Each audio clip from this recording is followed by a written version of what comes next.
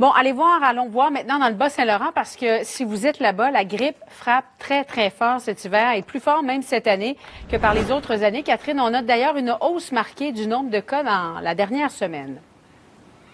Tout à fait, Julie. C'est assez préoccupant, surtout pour les secteurs du Bas-Saint-Laurent, mais entre autres pour Rimouski, Ningette et le Kamouraska, où on note 300 nouveaux cas, là, vous l'avez dit, en seulement une semaine, pour un total de 1400 cas répertoriés pour la période de 2019-2020.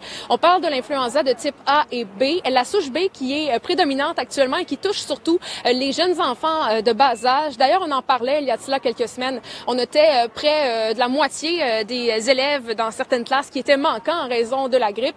Et ça a un effet domino, on le sait, hein, donc ces élèves-là, en fait, qui sont en contact avec d'autres jeunes, avec leur famille aussi, donc qui augmentent le risque de propagation.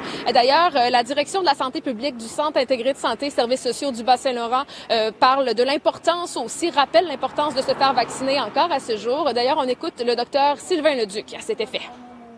Il nous reste des doses, encore une fois, pour les clientèles qui sont plus à risque de faire des conséquences, c'est-à-dire si vous avez 75 ans et plus, si vous souffrez de maladies chroniques ou si vous êtes une femme enceinte également, ce sont toutes des conditions qui font en sorte que c'est pas le temps de faire la grippe, alors il vaut mieux se protéger. Et Catherine, on dit même que les cas de grippe pourraient s'accentuer chez vous au cours des prochaines semaines? Oui, tout à fait, Julie. En fait, Dr Leduc qui explique qu'on bat des records actuellement comparativement aux années précédentes, ce qui fait en sorte aussi que la période grippale qui se termine habituellement autour d'avril pourrait durer encore plus longtemps.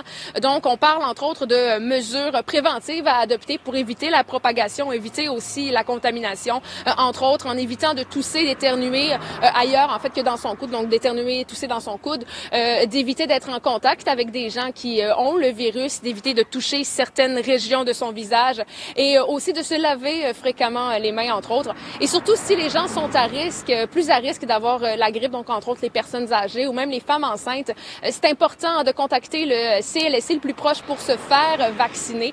Donc, on le rappelle, d'une importance primordiale actuellement. Merci beaucoup, Catherine.